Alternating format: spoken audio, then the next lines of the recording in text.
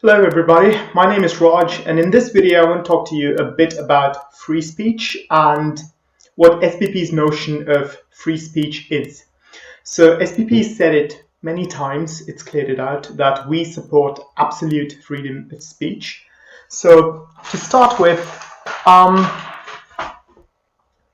what does it mean? Well, it pretty much means people are free to say anything they like. I mean, literally anything they like.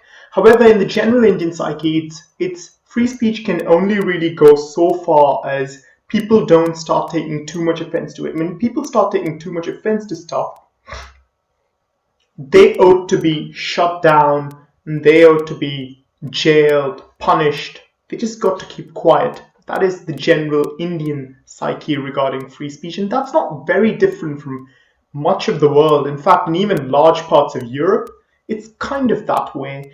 Although to a slightly lesser degree, the only country in the world which actually protects our inherent God-given rights to say anything we like is the United States, and this is done so through their First Amendment, which is a law which is enshrined in their constitution, which gives the American people the power to say anything they like. This was done so, it was introduced in their Bill of Rights by their founding fathers when they gained independence from the British more than 250 years ago. And you can also pretty much say what you like in a few other countries to a certain degree. These might include the United Kingdom, Australia, New Zealand, to a certain extent, even Netherlands. So by now, just to clear out, free speech absolutely includes the speech that anybody, no matter who, anybody would label as offensive speech or hate speech. Hate speech and offensive speech, no matter whoever labels it this way, are very much a part of free speech. Now, why is that so? That comes down to something called causation. Before I start on that, well, these that you can see, these are my vocal cords, and these things, I'm free to use them however I like. This thing is given to me, I'm the owner of it, and I can use it however I like. The only thing I probably don't have the power to do is to scream in front of the ears of a person at this limit and blow his eardrums off, as I am directly affecting the well-being of that person, which would again come back to causation if you'd see. So what is causation? It's pretty simple. If the action that you see is a result of what I did, the result that you see is because of what I did, I'm the one who caused it. It's really that much. The result that you see is because of my action, I caused it. That's causation. The important thing about free speech is that it is not a part of causation. I repeat, free speech is not a part of causation. Well, why? Well, that's pretty simple. I do something, and if a person reacts a certain way, I am not the one who caused the person to react that way. Why? Because the person chose to react that way. Thus, you see that when I say something and people react a certain way, I don't cause that. They choose to do that. Thus, they're the ones who should be responsible for their actions, and ultimately, it is their actions. I'm not the one who caused it. They chose to react that way. How does this work? Well, I say something.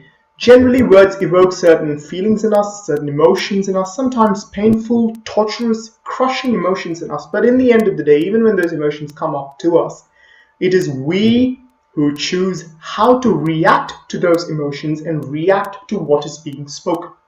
Thus, it is entirely within our power to choose how we react to that. So, just to clarify on that. Yeah. So, as an example, suppose I say something, somebody takes offense to it and starts rioting. Well, who's responsible for the rioting then? Going by this simple truth of life, when I said something, people took offense to it and chose to become violent about it. They chose to react in a manner which is violent. Thus, they're the ones who did the rioting, and it is them who should be held responsible for it, unlike current Indian laws which jail the speaker for inciting people to become violent and stuff like that. No, that just can't be the case. Now, which brings us to the choices that people have when words are spoken, which can pretty much only be two. Number one is they can choose to reply to that, reply to whatever is being spoken, or number two, they can choose to ignore it. That's pretty much all. They do not have the right to choose to be violent about it. Violence to any degree whatsoever is assault, and it ought to be prosecuted.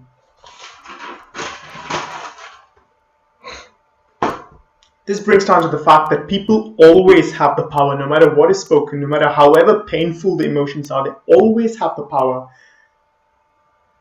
to react in a manner which is within their limit of freedom.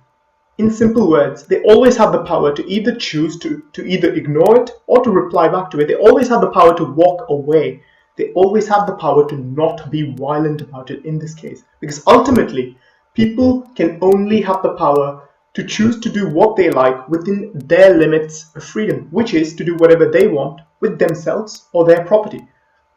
As again, if I'm going to be assaulting someone or becoming violent on someone, I'm going to be infringing on his right to do what he likes with himself or his property, because I am doing something to him by being violent that he did not choose for himself. It's really that much. So I hope I've helped to clear out why absolute freedom of speech is a God-given right and why it ought to be protected by our governments. So I'll just end with a quirky quote, which is that offense is never really given, it is only ever taken. And the true test of liberty in a society is how the individuals in that society choose to react when words that they do not like, when painful, crushing emotions are evoked in people and in individuals, when they hear that kind of stuff, how they choose to react to that is the true test of freedom and liberty in a society. If they choose to jail people, to beat people up, to kill people, use the government to suppress them when they hear stuff that they don't like and they're not able to cope with their difficult emotions, that is when liberty does not exist. Free speech is not about listening to stuff that we like or we agree with. It is about actually tolerating stuff and being within our limits of freedom, which is either to reply or to ignore those words when it boils our blood. The power to walk away when we hear stuff that boils our blood, that is the true test of liberty in a society and freedom in a society. So I'd end with that. I'd just like to say a bit about SBP, which is SBP is an umbrella organization for all freedom lovers. And if our message appeals to you, be about all things freedom, if our message appeals to you and you're a freedom lover too, feel free to join us. Please participate in our affairs, and you can participate to any length you like. And together we can walk this journey to winning our God-given freedoms to make India a free nation and even spread liberty in the world. Thank you very much for listening to me, and of course, if you can afford it, please do donate to us, as we are in severe shortage of funding as well. Thanks a lot. See ya. Bye.